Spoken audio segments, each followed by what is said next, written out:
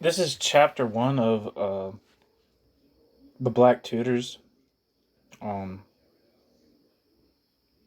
Here we are. It looks like it starts with an anecdote or something. It's all in italics. He gripped the horse tightly with his thighs, steadying her against the shock of the trumpet's blast. It had taken a while to master the art of playing the trumpet on horseback, but now he was doing just that as one of the king's trumpeters at the Westminster tournament.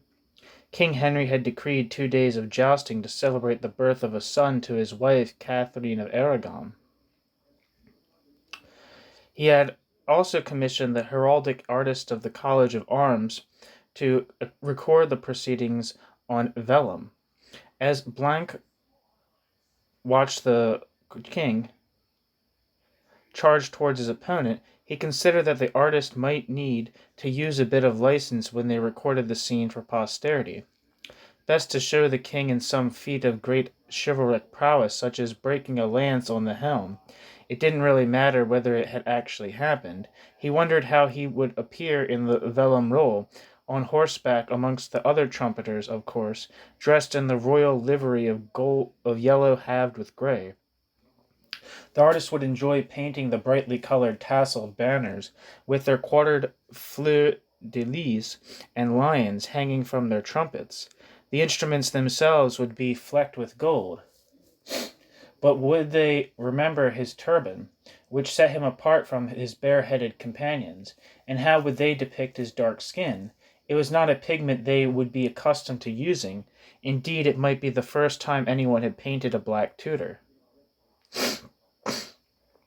The two images of John Blanc in the 60-foot-long vellum manuscript known as the Westminster Tournament Roll comprise the only identifiable portrait of an African in Tudor England.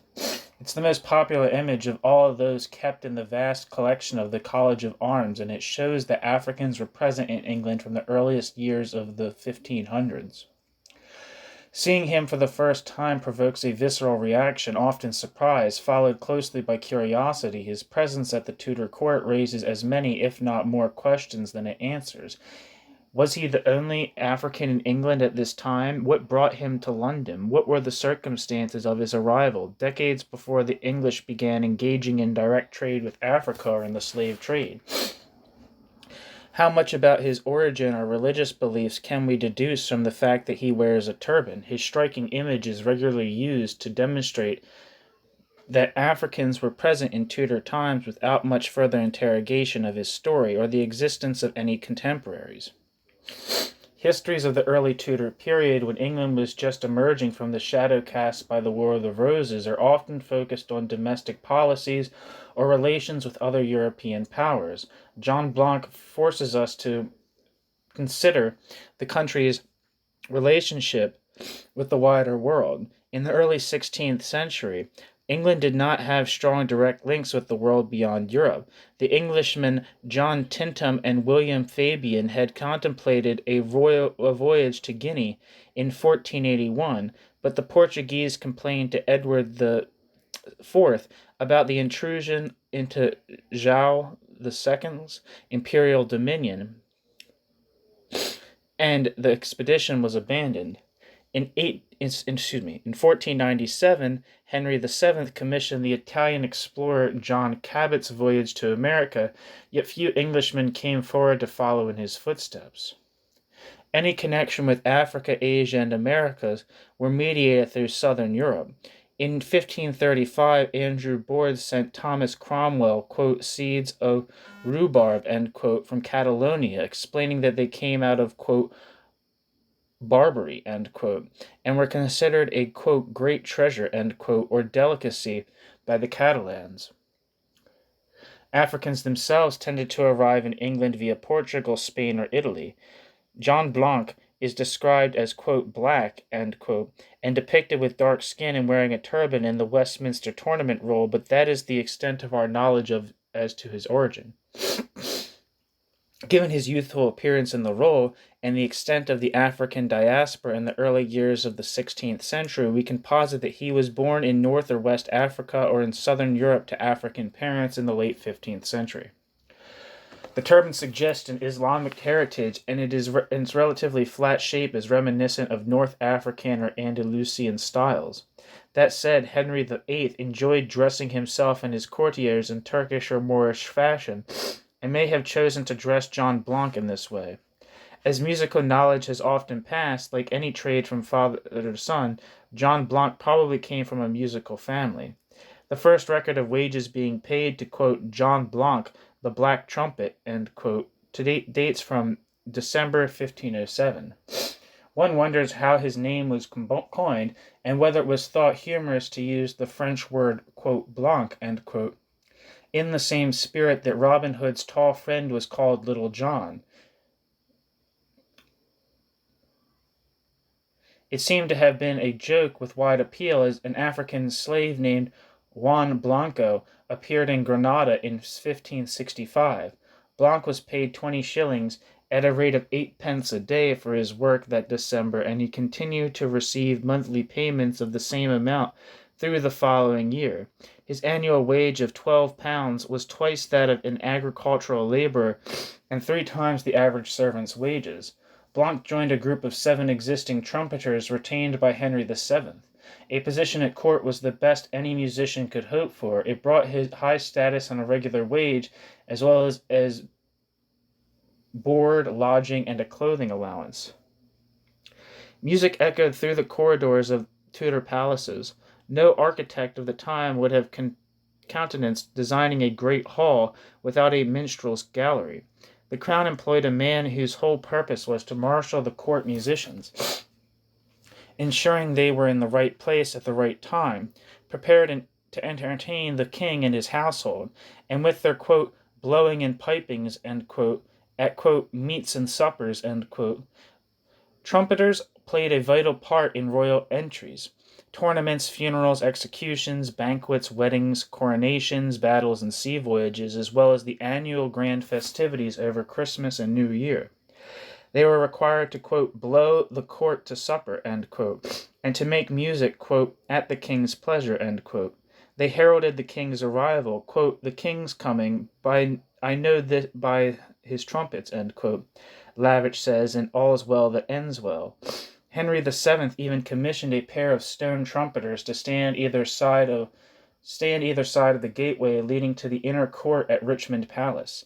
At the wedding of Catherine of Aragon, Prince Arthur in 1501, the largest court fest, and Catherine of Aragon and Prince Arthur in 1501, the largest court festival of the first Henry Tudor's reign, the trumpeters were ordered, quote, to blow continually, end quote, from the moment the Spanish princess left her lodgings until she reached the altar. After the ceremony, the court traveled down the Thames to Greenwich by boat. The journey was accompanied by the music of a host of instruments, including, quote, the most goodly and pleasant mirth of trumpets, end quote.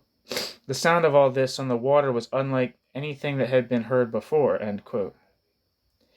It is unlikely that court trumpeters at this time could read music, but some might have read plain song and other unmeasured notation, such as the fashionable bossa dance tunes, or Basseddanse tunes. They could play quite intricate pieces. The double-curved instruments John Blanc and his followers are shown playing in the Westminster Tournament Roll, known as cavalry trumpets, were able to do much more than the straight bosun design for military-style fanfares. The craft of trumpet-making was well established in the city of London, centered near the Guildhall in a road known as, quote, Trump Street, end quote.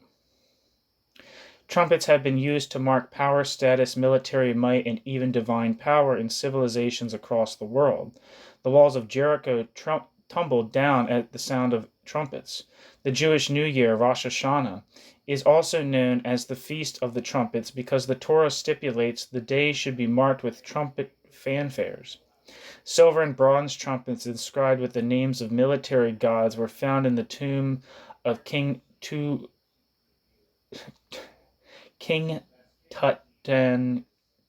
common. King Tut. In some northern Nigerian kingdoms, the capture of the royal trumpets effectively signaled a coup d'etat, while in the South Pacific island of Rarotonga, the word for a conch shell trumpet is the same as that used for a chief, ruler, or priest. Symbols of royal authority, trumpeters sometimes served as messengers or envoys, roles that could lead them into dangerous territory. When Francis I sent a royal trumpet to impose order on the rioting students of Paris in 1518, they broke his instrument and cut off his horse's ears. Worse, in 1538, when the Prince of Parma, general of the Spanish troops, sent his trumpeter as messenger to Ypres, I don't know how you say that, Ypres, while he held it under siege. The captains and magistrates of the town burnt the letter and hanged the trumpeter. Because trumpeters acted as messengers, they were supposed to enjoy diplomatic immunity, allowing them free passage through foreign and often enemy territory. This left the trumpeters open to suspicion of espionage. In 1560, the Duke of Norfolk wrote to William Cecil that a Scottish trumpeter had arrived with letters, but, quote, more to spy than otherwise, end quote. The court musicians of Europe were highly cosmopolitan, hailing predominantly from Flanders, France, and Italy. Henry VII's court was no exception. The marshal of his trumpeters, Peter de Casa Nova, was Italian. German drummer, the Prince of Castile's Tabaret, a French organ player, Dutch and French minstrels, and some musicians simply described as, quote, strange, end quote, all played for the king. Henry had spent much of his youth at the court of Duke Francis of Brittany and some time in France, so no doubt he continued to enjoy the familiar continental style of entertainment. More importantly, it was fashionable and prestigious to employ an international troupe of musicians. African musicians had been playing for European monarchs and nobility since at least the 12th century, in a tradition that owed much to medieval Islamic courts from Spain to Syria. In 1194, turbaned black trumpeters accompanied the Holy Roman Emperor Henry VI on his triumphal entry into Palermo in Sicily. In Renaissance Italy, trumpeters worked on board royal ships. Martino, a, quote, black slave, end quote, was purchased by Ferdinand, King of Naples, in 1470 to play on the royal ship Barca. An African trumpeter traveled from Cosimo I de' Medici of Florence on his galley in 1555. In Portugal, 10 black musicians played the charmela, a wind instrument, at the court of Teodosio I, Duke of Bragança. Closer to home, James IV of Scotland employed a Moorish drummer in the early years of the 16th century. This musician, who is known only as the, quote, Moor Taubronar, end quote, not only played the tabor drum, but was something of a choreographer. He devised a dance with 12 performers in black and white costumes for the 1505 Shrove Tuesday celebrations at the Scottish court. This may have been a boisterous event, resulting in some wear and tear to his instruments, because the following month he was given 28 shillings, quote, to pay for the painting of his Taubrown, end quote. The ubiquitous presence of black musicians at European courts is echoed in the artwork of the time. A dark-skinned trumpeter is echoed in the artwork. A dark-skinned trumpeter in French livery appears in a tapestry depicting part of the festivities at the Field of the Cloth of Gold in 1520. A group of African boys making music with a variety of wind and brass instruments, including a trombone, are featured in The Engagement of St. Ursula and Prince Etherius, commissioned in 1522 by Eleanor, Queen of Portugal, to adorn St. Otta altarpiece in the convent of Madre de Deus in Lisbon.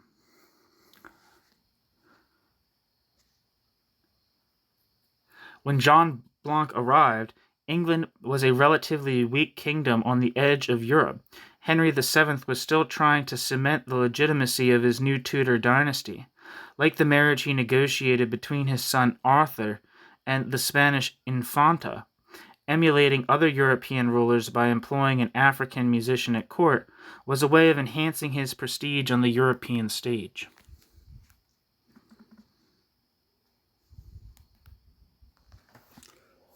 There is no record of exactly how John Blanc came to be working as a trumpeter at the Tudor court.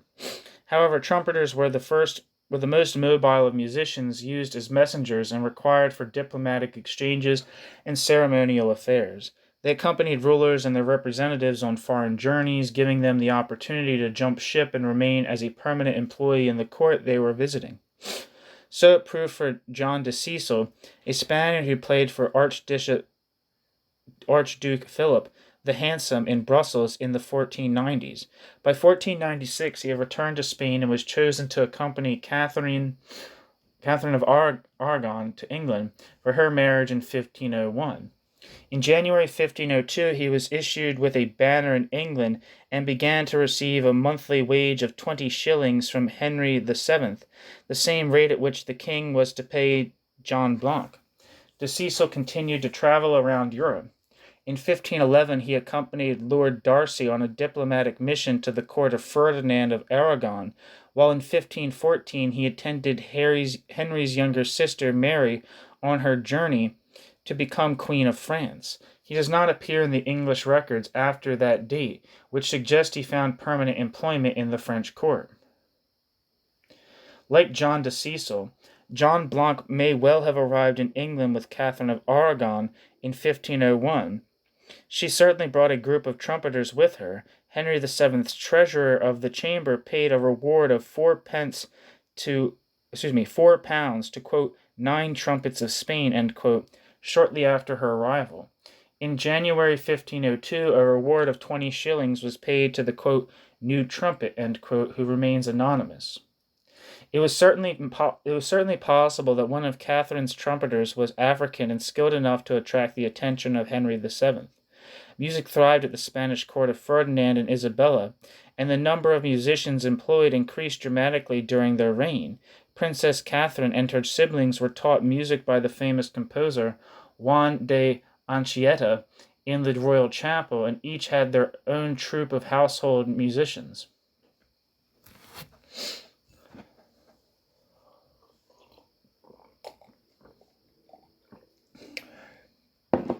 By this time, growing numbers of Africans were living in Spain, a consequence of the growing Spanish Empire. This is a newly arrived population in contrast to the North African Moors who had ruled parts of Spain since the 8th century. Between 1441 and 1521, an estimated 156,000 Africans arrived in Spain, Portugal, and the Atlantic Islands, mostly from modern-day West African nations of Guinea-Bissau, Guinea-Conakry, Senegal, and the Gambia, and parts of Mali and Burkina Faso. By 1550, they made up 7.5% of the population of Seville, and in 1574, Melchor de Santa Cruz described the city as a, quote, giant chessboard containing an equal number of white and black chessmen, end quote. But while some gained their freedom, most were enslaved. Seville was one of the regular haunts of the peripatetic Spanish court, which traveled between the principal cities of the kingdoms of Castile, Seville, Valladolid, Toledo, and after 1942, Granada, and of Aragon, Barcelona, Saragossa, and Valencia.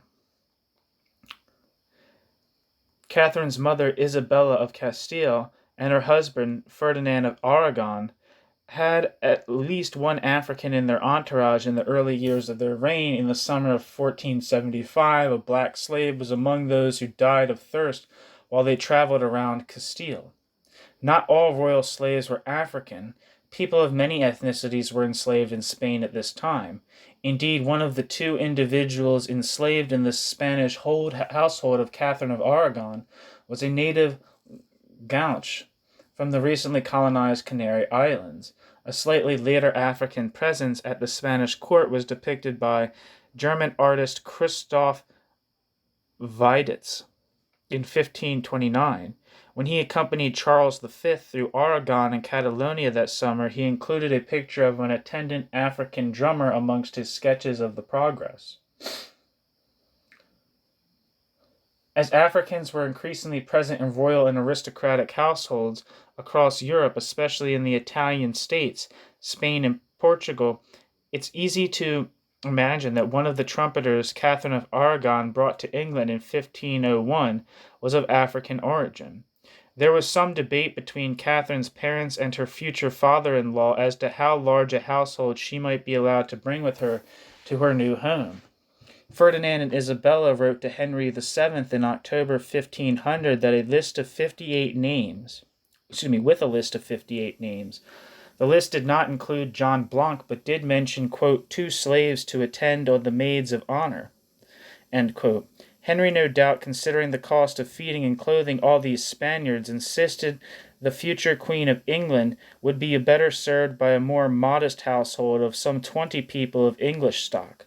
When Catherine disembarked in Plymouth on the 1st of October 1501, her entourage numbered close to 60. Her new father-in-law's advice had evidently fallen on deaf ears. The journey across Spain to the Atlantic port of La Coruña had begun from Granada, where Ferdinand and Isabella had been obliged to go to deal with the revolt of the Moors of Ronda. The Moorish kingdom of Granada was only submitted to Spanish rule in 1492, and the aftershocks were still being felt. The princess's retinue would have been used to traveling with the court around Castile and Aragon, but many would be unfamiliar with the most northerly reaches of the peninsula, and would have been glad of the opportunity to call en route at the shrine of Santiago de Compostela in Galicia. They would have been considerably less enamored of what for most of them would have been their first sea voyage. The weather was so bad the first time they set sail from La Coruña that they were forced to return to port. They finally made landfall in Plymouth, then continued the journey to London by road.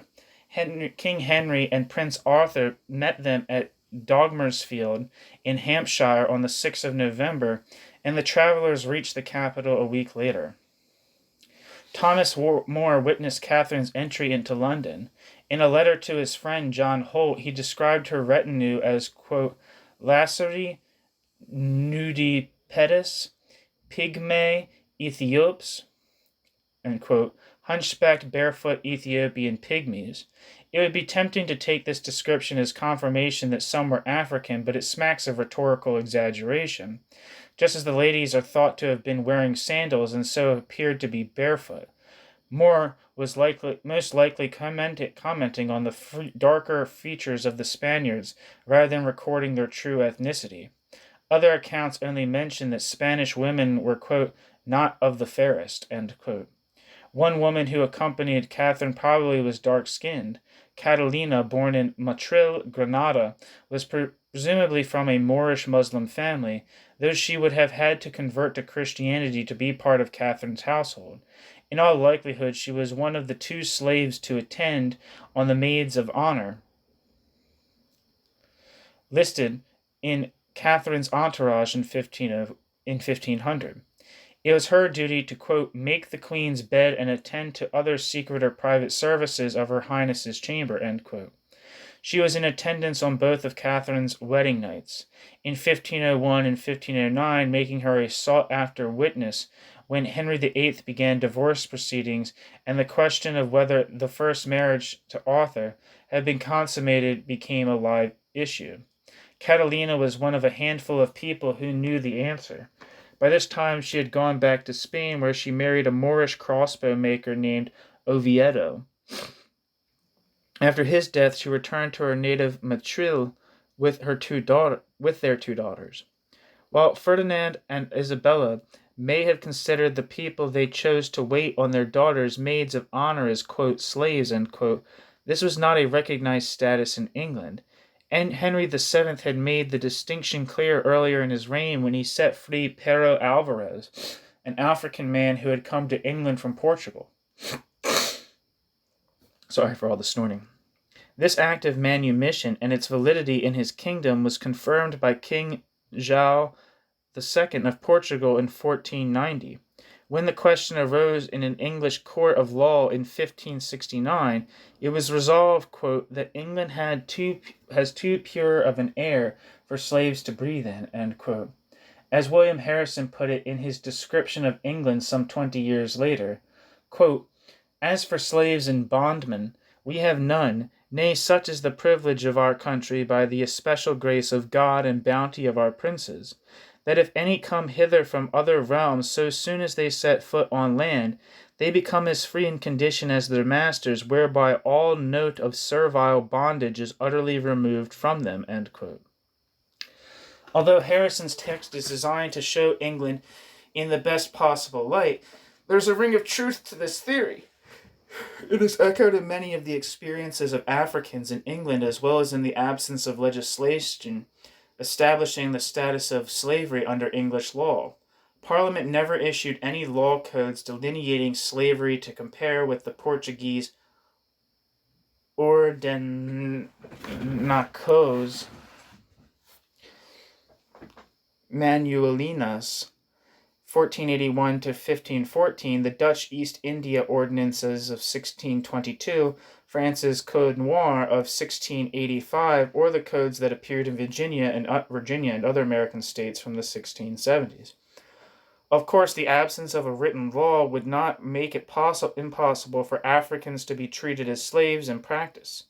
If they were referred to as slaves, bought and sold, subjected to brutal whippings and other harsh physical punishments, and did not receive any payment or other compensation for their labor, it would be fair to conclude that they were enslaved. But we know John Blanc was paid wages like the rest of the court musicians. Catalina was later described as, quote, esclava que fue, end quote. Literally, quote, the slave that was, end quote, suggesting she had been enslaved in Spain but became free in England. The status of John Blanc, Catalina, and other Africans in Catherine's retinue was certainly better in England than in Spain, where African slaves were sold on the cathedral steps in Seville, alongside goods such as tapestries and jewelry.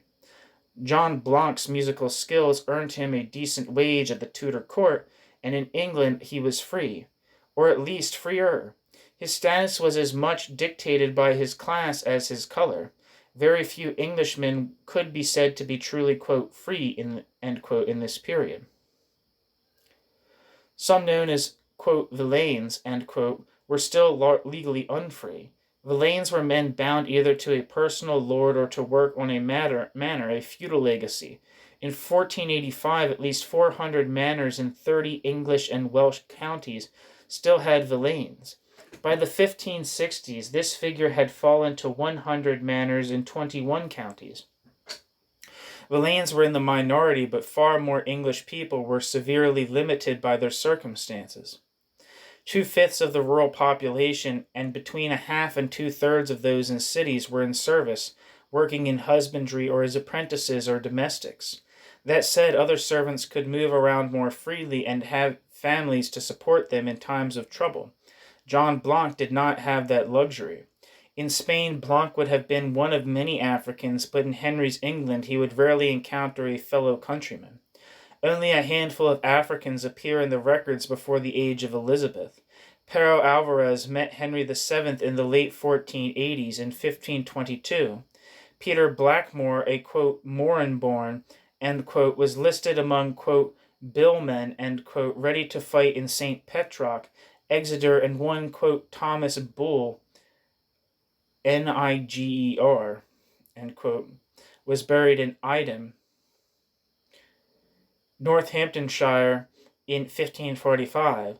As we will see in the next chapter, Jacques Francis, born off the Guinea coast, was living in Southampton in the late 1540s. At least one, quote, Blakemore, end quote, was among the entourage of Philip II when he came to London to marry Mary Tudor in 1554, and chroniclers relate that an African needlemaker operated in Cheapside during her reign. The paucity of records can partly be explained by the fact that it only becomes compulsory for parishes to keep registers of baptisms, marriages, and burials in 1538, and few survive from before 1558. Although some Africans might have come to England unrecorded in this period, it is safe to say that there were far fewer in England than in southern Europe.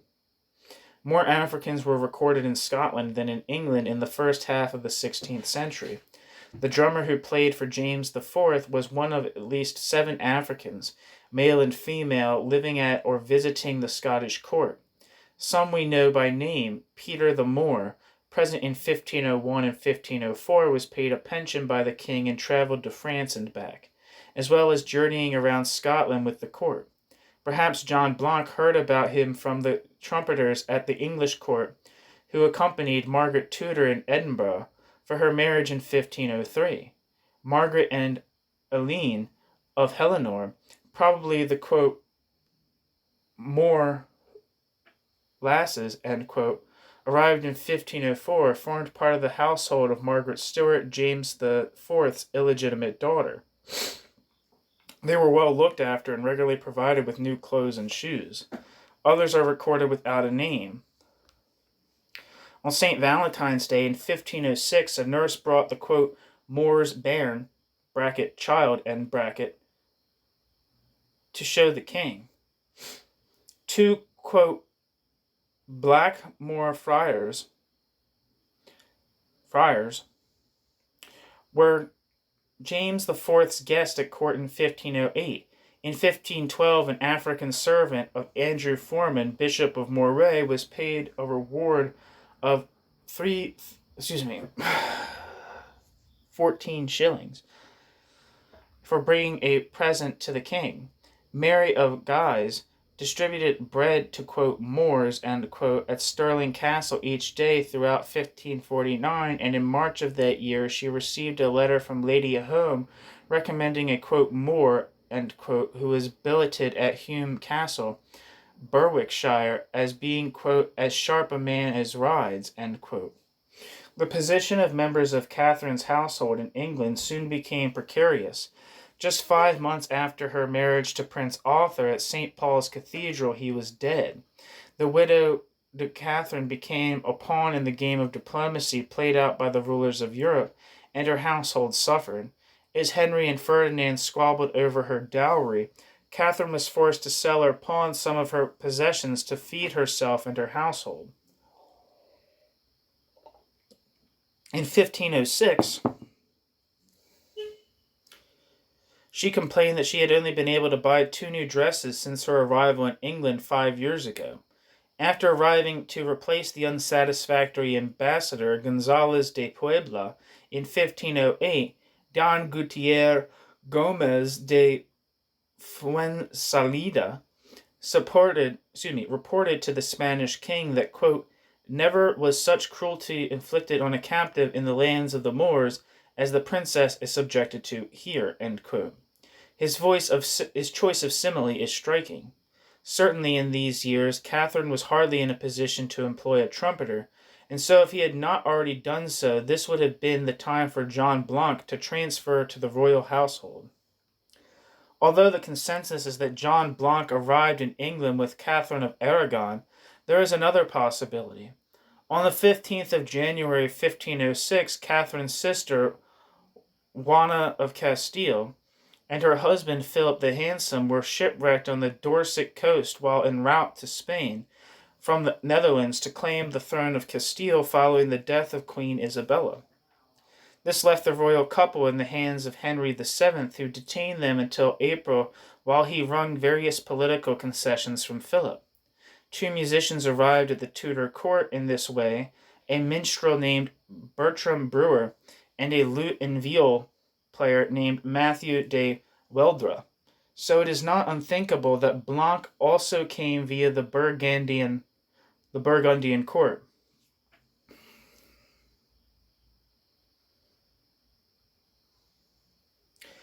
In April 1509, Henry VII died. John Blanc and the other court servants were issued with new black outfits for the funeral. They followed the cortege over 2 days as it proceeded from Richmond to St. Paul's Cathedral, then onwards to Westminster Abbey, where the first Tudor king was laid to rest beside his queen, Elizabeth of York, who died in childbirth in 1503. The trumpeters passed through the city of London. Behind the sword-bearer and vice-chamberlain of London, the masters of the bridge house, and the king's messengers. After the trumpeters came the, quote, Florentines, Venetians, Portingals, Spaniards, Frenchmen, and Easterlings, end quote. They were near the front of a very long line of dignitaries, gentlemen, and courtiers. The streets of London were packed with onlookers, with representatives of all the city guilds and companies prominent among them. John Blanc was at the center of a great royal spectacle. A few weeks later, this time sporting a scarlet livery, John Blanc played at the joint coronation of Henry VIII and his new queen, Catherine. Scarlet cloth was reserved for the higher-ranking royal servants, those at the level of yeoman, usher, and above, while yeomen, grooms, and pages wore red. Ideas about the fabric and color of clothes reflecting status had existed since at least 46 BCE, when Julius Caesar restricted the use of the color purple. England's first sumptuary law appeared during the reign of Edward VIII, and 200 years later, Henry VIII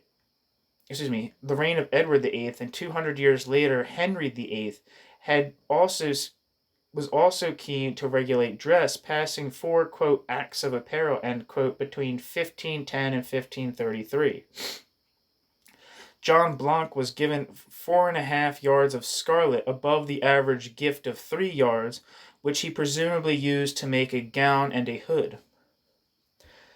The coronation ceremony stretched over 3 days. On Friday, Henry held vigil at the Tower of London. On Saturday, the court proceeded from the Tower to the Palace of Westminster, and on Sunday, which was Midsummer's Day, the royal couple walked from the palace to Westminster Abbey to be crowned. There followed a grand banquet where, quote, at the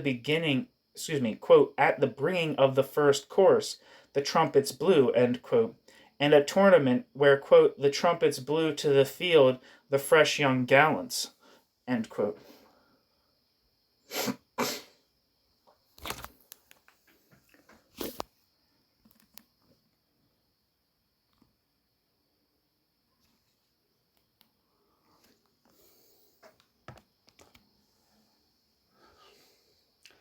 Henry VIII was still a teenager when he came to the throne, and his youth and vigor brought a new atmosphere of gaiety and exuberance to court life. The early years of his reign were filled with festivities, tournaments, banquets, quote, disguisings, end quote, dancing, and other revelry. In January 1510, he and 11 nobles, disguised as Robin Hood and his men, burst into the Queen's chamber, where they danced and, quote, made pastime, end quote, with Catherine and her ladies.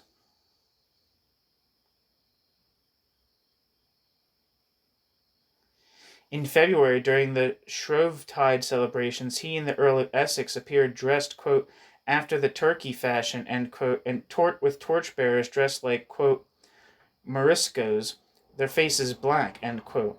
Some of the ladies dressed as Egyptians, their faces, necks, arms, and hands painted black so that they, quote, seemed to be Negroes, end bracket, or black Moors,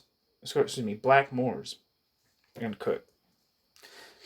The services of his trumpet players were in constant demand. In the first year of his reign, Henry increased the number of royal trumpeters to 15. The king loved music. He employed more than 50 musicians, and he himself played the organ, the lute, the virginal, and the recorder. He even enjoyed sight-reading songs with his courtiers. The Venetian ambassador heard the king play and sing for them when they visited in May 1517. Henry was also an amateur composer. Although there is no evidence that he wrote Greensleeves, he did write other songs such as Pastime with Good Company, Hellas Madame, Motets and Masses, An inventory compiled toward the end of his reign shows that he owned an unusually large variety of richly decorated musical instruments. His court supported musicians and poets including Skelton, Wyatt, Robert Fairfax, William Cornish, John Haywood, and the Earl of Surrey. Music making at court was such that, while visiting Thomas More in 1509, the Dutch theologian Erasmus remarked that, quote, the English challenged the prerogative of having the most handsome women, of being the most accomplished in the skill of music, and of keeping the best tables, end quote. Henry was not above recruiting from abroad to ensure he had the best musicians around him. In 1516, he poached Dionysius Memo, formerly the organist at San Marco in Venice, who became a firm favorite, not least in the eyes of the young Princess Mary. The Venetian ambassador reported that he, quote, played to the incredible admiration and pleasure of everybody, and especially of His Majesty, who was extremely skilled in music, end quote. Another organist, Benedictus de Apetius, arrived from Antwerp the same year. Not all farm musicians found favor, however. Joan de Leza, a harpsichordist from Cyprus, was so disappointed with his reception at court in 1525 that he hanged himself.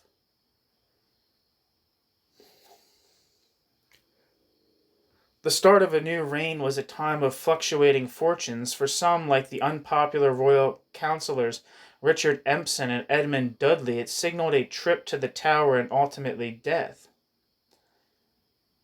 For others, it was an opportunity for swift promotion. One of Blanc's fellow trumpeters, the Italian Dominic Justinian, had recently died, and Blanc took the chance to petition the new king for a pay raise. The petition survives amongst a pile of similar documents from the early years of Henry's reign. Although it was written by a clerk and is somewhat formulaic, it is the closest we get to hearing John Blanc's own voice echoing through the centuries. Quote, to the King our sovereign Lord.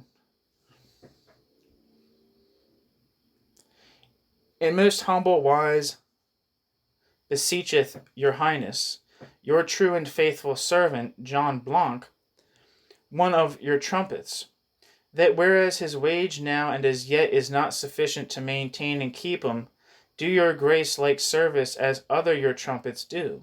It may therefore please your Highness, in consideration of the true and faithful service which your servant daily doeth unto your grace, and so during his life intendeth to do, to give and grant undue freedom, I don't know why I said undue freedom. To give and grant unto him the same room, position, and of trumpet, which Dominic deceased late had, to have and enjoy the said room to your said servant from the 1st day of December last past during your most gracious pleasure, with the wage of 16 pence by the day, and that this bill signed with your most gracious hand may be sufficient warrant and discharge unto John Heron, treasurer of your chamber, for the payment of the said wage accordingly.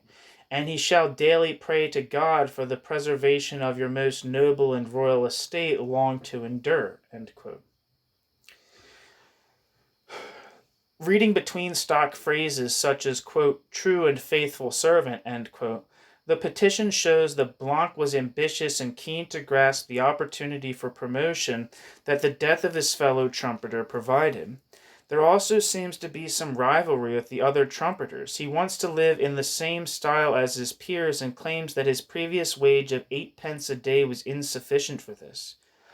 As we know, he was not the only trumpeter paid at this rate. John de Cecil was paid the same in 1502, and other trumpeters were still being hired at the rate of 8 pence a day in the 1540s. Many of the payments to trumpeters were made to them as a group, so it is not possible to be sure how much each individual received. If the payments were split equally, then the main group of trumpeters were each receiving 16 pence a day. However, from December 1509 to July 1512, a group of 4 to 6 additional trumpeters were each being paid at a rate of 12 pence a day. So wages varied depending on experience, skill, or length of service. On this basis, having been at court for at least 2 years, Blanc could justify a raise. What did Blanc want or need that 8 pence a day would not cover? Like other court servants, Blanc had his livery, board, and lodging paid for by the king. However, when the court traveled, servants often had to pay for their own accommodation and transport. In 1518, the poet William Cornish made a, quote, merry supplication unto the king's grace for a bucket of hay and a horse loft, end quote, in which to lodge while the court was at Abingdon. Like Cornish, Blanc may also have been responsible for keeping his own horse, which might cost him some 5 shillings a week. Perhaps Blanc wanted to buy more expensive clothing, like actors, minstrels were exempted from the acts of apparel that forbade people to wear clothes above their station. The phrase that suggests that the king's signature will suffice to grant the rise was standard for these petitions and was designed to minimize the amount of time and effort required from the king in response. Blanc's petition obviously hit the right note as his request was granted. It was clearly not too much to ask from a musical king who was hiring new instrumentalists. The trumpeter's wage had doubled.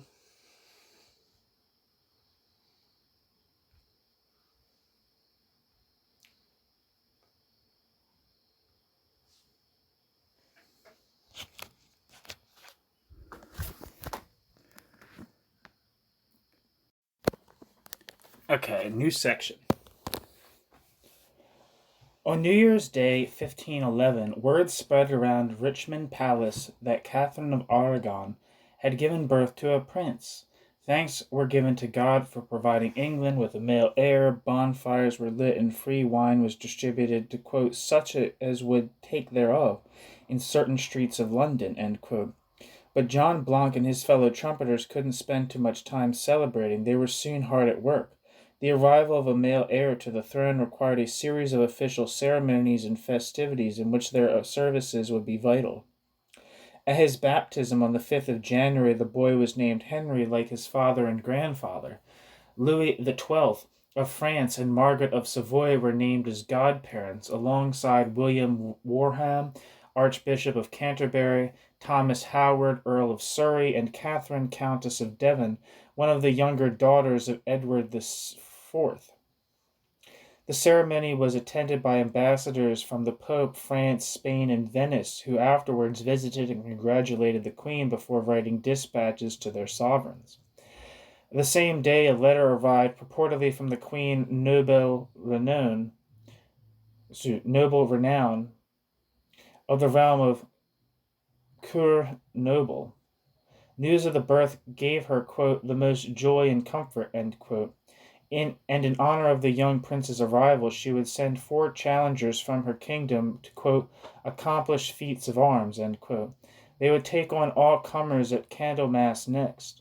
The letter, known as the Westminster Challenge, was typical of the allegorical romantic documents that were produced at this time to announce a forthcoming jousting event.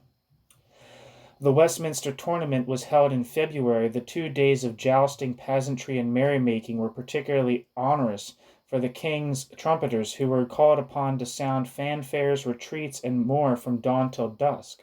They were amply rewarded for their labors, receiving 10 times their usual day's pay for their services.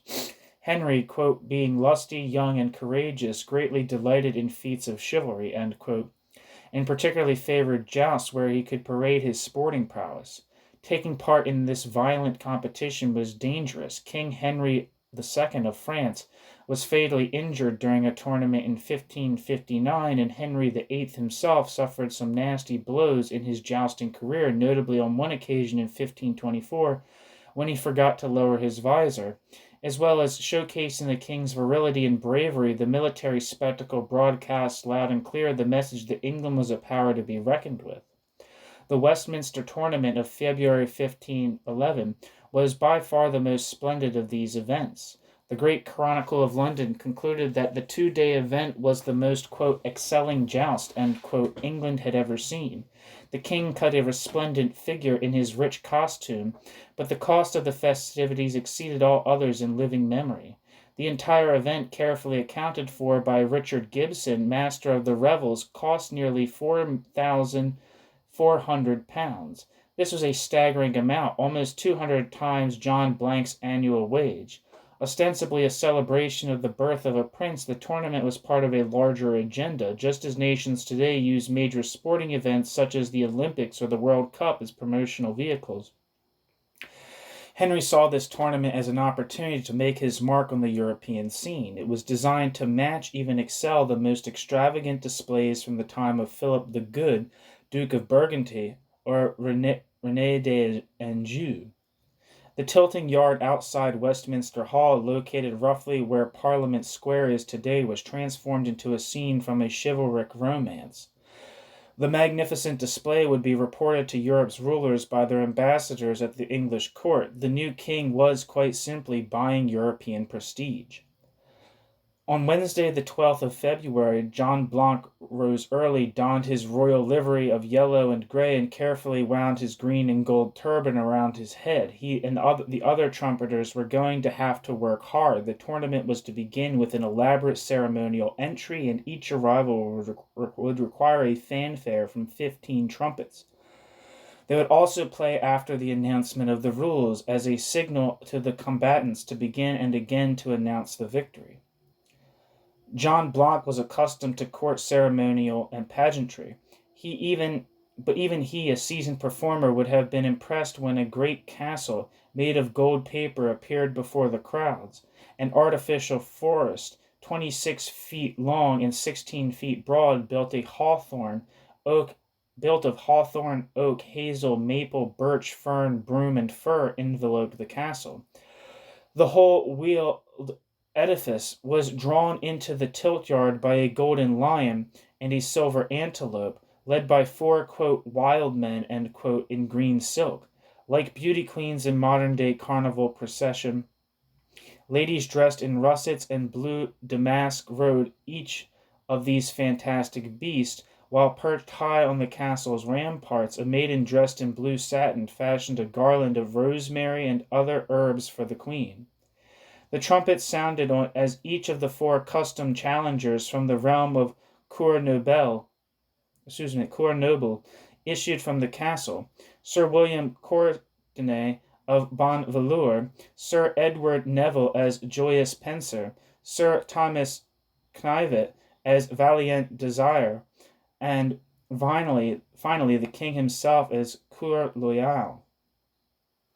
I don't know if I'm saying any of that right, but Henry's choice of alias may seem unsuitable in light of his marital history, but it was entirely fitting in the optimistic early years of his reign. Next, a dozen answerers to the 4 knights' challenge entered, to the accompaniment of trumpets and drums presided over by Thomas Wriothesley, the Garter King of Arms. Both challengers and answerers signed their names on the tournament challenge in black ink. The challenge was then hung in one of the artificial trees. This ritual, celebrated in the chivalric literature of the troubadours, followed the ceremonial of joust traditional since the 13th century. Lords and ladies of the court looked on eagerly from the crowded stands as the jousts began. The queen had the best seat in the house, or rather the best bed. 6 weeks after giving birth, he was made comfortable on a large ornate couch. On a day's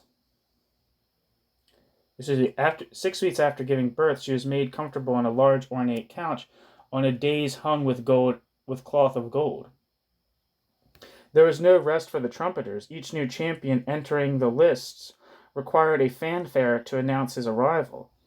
As Chaucer's knight put it in his tale to the Canterbury Pilgrims, "Now the loud trumpets and clarion ring out on the east side and the west. In go the spears, couched firm for the attack.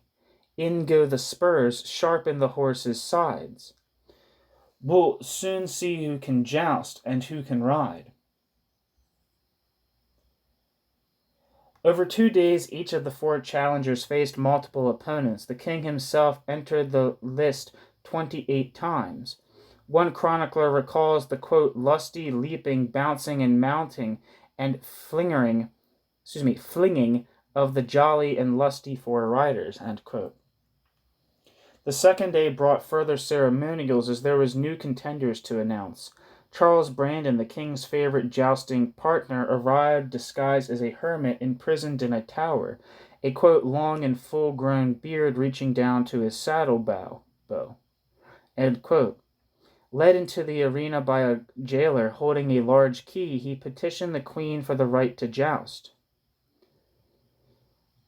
On receiving her blessing, he, quote, cast from him hastily his clothing, beard, and hat, and showed himself in bright harness, smote his horse with spurs, and rode a lusty pace unto the tilt's end, end quote. Other answerers also came in disguise. Sir Thomas Bolian and Henry Guildford, Marquess of Dorset, arrived as pilgrims from Santiago de Compostela, their black velvet costumes decorated with gold scallop shells. The scorecards are, quote, jousting checks, end quote, from the tournament survive, a sheaf of paper for each contestant with strange markings that record their performance. They showed the king did well. He broke 12 lances and scored 9 attaints, or hits, on the body and 1 on the head.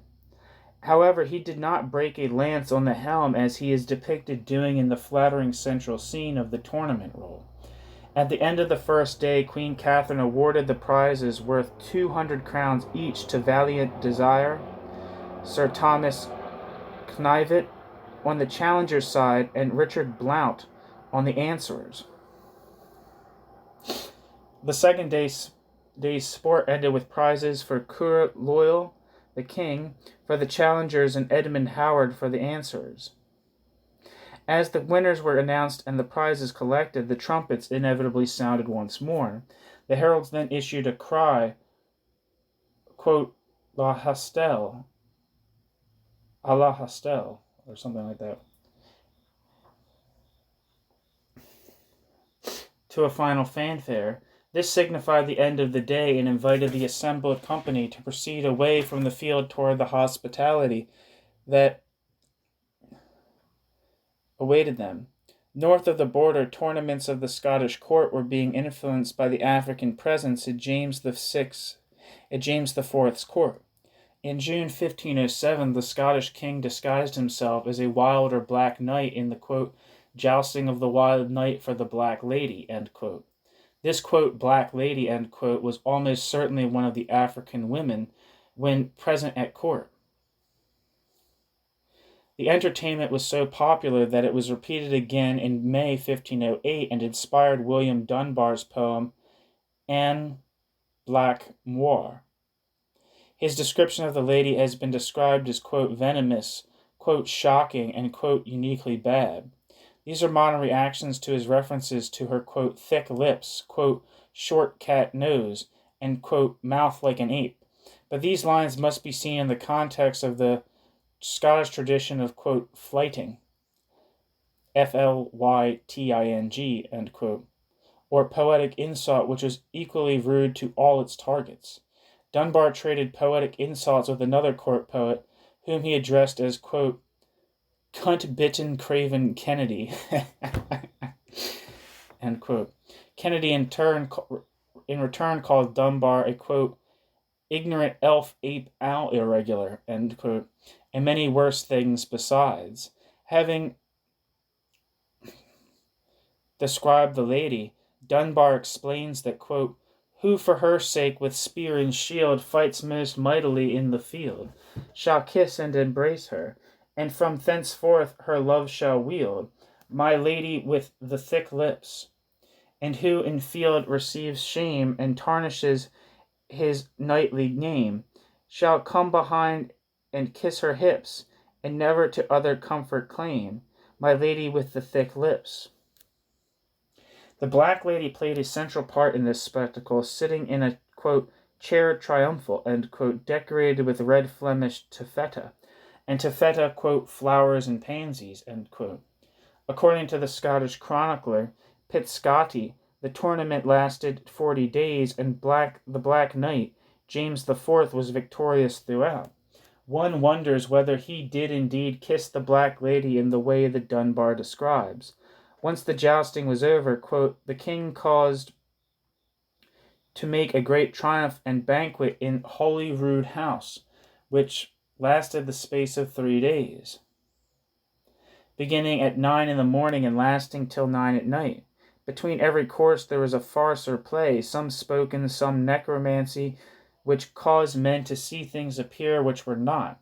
And so at the play, upon the 3rd day, there came a cloud out of the roof of the hall, as appeared to men, which opened and collected up the Black Lady in the presence of them, all that she was no more seen. But this was done by the art of necromancy for the king's pleasure, by, and one called Bishop Andrew Foreman, who was a magician and served the king at such times as for his pastime and pleasure. The Westminster tournament was also followed by a banquet held in the Whitehall. The resident ambassador were guests of honor, and lavish entertainments were staged to impress them.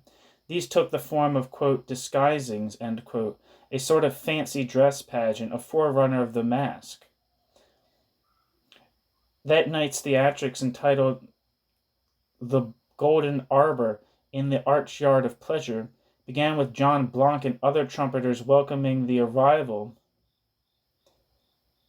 of the extravagant pageant car. It held a, golden arbor, of trees and flowers, and was inhabited by 6 ladies and 6 lords. The edifice was so heavy that it had fallen through the floor at the Bishop of Hereford's palace during rehearsals. The 12 performers, the king and a bevy of courtiers, wore the Tudor colors of white and green, their costumes adorned with the letters H and K in yellow. Any flash of bawdy burnout, Knivet, Valiant Desire, sported the word, desire, D-E-S-Y-R, in gold on his codpiece. Oh, that's funny. When the pageant car was put to one side to accommodate the ensuing dancing, the, rude people, suddenly ran toward it, each wanting a piece of its costly decoration. The car was completely torn to pieces. The king was in danger of a similar fate when, later in the evening, the ladies, gentlewomen, and ambassadors were encouraged to pluck the gold letters from his person, in token of liberality,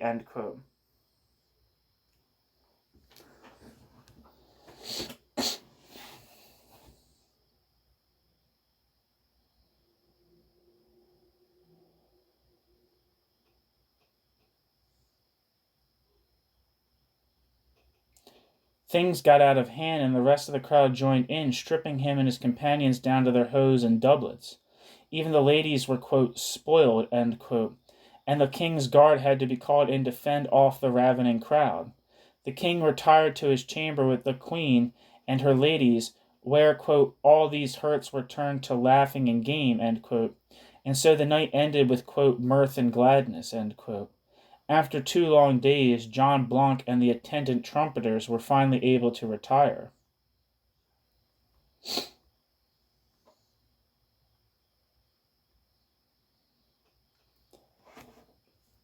A mere 10 days later, on February 1511, the infant Prince Henry died. He had lived only 53 days. The queen, like a natural woman, made much lamentation, Henry played tennis and dice to distract himself, and by the end of April had issued a new challenge for jousting in May. When this failed to prove distraction enough, he set about making preparations to declare war against Louis XII of France. John Blanc soon had his own cause for celebration. He married in January 1512. We do not know whom he married, but it seems probable, given the dearth of Africans in England at this time, that she was an Englishwoman. To marry in a Catholic ceremony, both parties had to have been baptized. Hence, while he may have been born into a Muslim family in North Africa or Spain, and despite the turban he wore at the Westminster tournament the year before, by 1512 John Blanc was a Christian, at least on paper. The court had spent Christmas and New Year at Greenwich Palace, built by Henry VII on the site of today's Old Royal Naval College. Henry VIII was born there, and it was the younger king's favorite residence until the rebuilding of Whitehall in the early 1530s. The place had its own chapel at the eastern end of the complex, but this was mostly used by aristocrats, and so is unlikely to have been the site of the Blanc wedding. Men of the trumpeter's status were more than often married at the local parish church of St. Nicholas. Henry VIII himself footed the bill for John Blanc's wedding outfit. At Greenwich on the 14th of January, the king ordered a gown of violet cloth and also a bonnet and a hat, which was, quote, to be taken of our gift against, end quote, the marriage of our, quote, trumpeter, end quote. Gifts of clothing were a common wedding present, and violet was a popular color for the cloth. On the same day that he authorized the gift to John Blanc, King also signed a warrant in favor of Richard Mayer, a yeoman of Uri. He was to receive, quote, for his wedding apparel, a gown cloth of violet containing 4 broad yards and as much black Irish lamb as will suffice to fur the same. Also tawny chamlet for a jacket, and for his wife 3 broad yards of violet cloth for her gown. End quote. This was a more substantial gift. Mayer was in charge of the ewer, a vessel which carried water as well as the royal napkins and basins, and so was responsible for washing the hands of the king and his guests, and of shaving the king every morning. This was a position of great responsibility with personal access to the king, hence the larger gift. Other servants received similar or lesser gifts to Blanc. William Toke, page of the laundry, received a gown, jacket, doublet, and a bonnet at the time of his marriage, while John Heth, a yeoman, almoner of the king's chamber, was given broadcloth for a gown before his wedding. The record of John Blanc's wedding present is the last mention of him in the royal records. Although his petition had stated that he intended to serve the king for the rest of his life, he is not named in the next full list of trumpeters dated 31st of January 1514. People at court came and went, of course, and musicians in particular frequently exchanged one European royal master for another. It is also possible that Blanc's marriage heralded a change of direction. It was not uncommon for court servants to marry a widow and take on her former husband's trade in the city. A more morbid conclusion is that Blanc's court career ended with his death.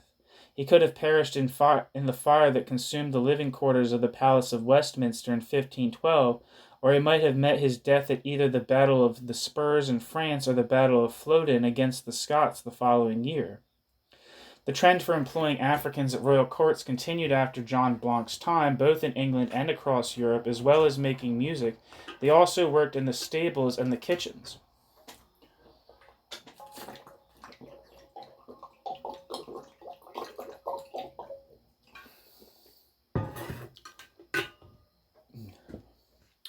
Others went on to greater things, such as João de Sá Panasco, who began as court jester in Lisbon, went on to become a gentleman of the household, king's valet, a soldier who participated in Charles V's campaign in North Africa in 1535, and finally a member of the prestigious Order of Santiago.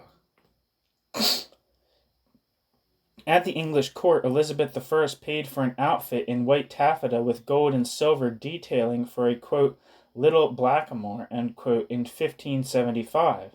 Author Anthony Vance, a, quote, blackamoor, end quote, trumpeter, was employed at the Tower of London by James I in 1618. Both King James's wife, Anne of Denmark, and his son, Charles I, appeared in paintings in which their horses are attended by African grooms. John Blanc was not the last African to serve King Henry VIII. As a French diplomat remarked to his English counterpart in the summer of 1545, quote, Kings' hearts are in God's hand, and he turns them as pleases him from peace to war and from war to peace. End quote. During his final war with France, instead of a skilled musician, King Henry required the services of a man versed in art that was at this time little practiced by Europeans. Versed in an art that was at this time little practiced by Europeans, but which people from West Africa were taught from birth, swimming and diving.